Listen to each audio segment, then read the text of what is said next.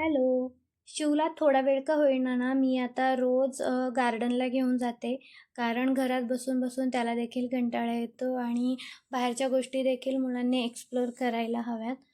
तुमच्या घरात देखील लहान बाळ असेल तर तर तुम्ही देखील ना त्याला थोडा वेळ का होईना बाहेर थोडंसं फिरायला घेऊन जात जा.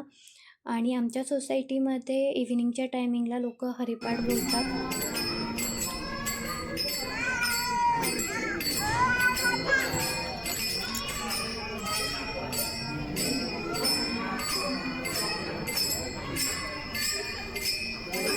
सिटीमध्ये ना ह्या गोष्टी खूप रेअरली पाहायला मिळतात. त्यामुळं थोडा वेळ शिवला ना मी इथेच चेअरवरती उभं केलं.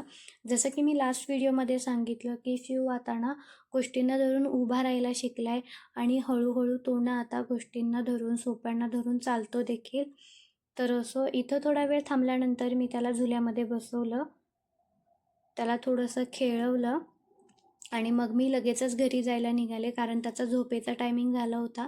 त्याला थोडं खाऊ घातलं आणि झोपी लावलं.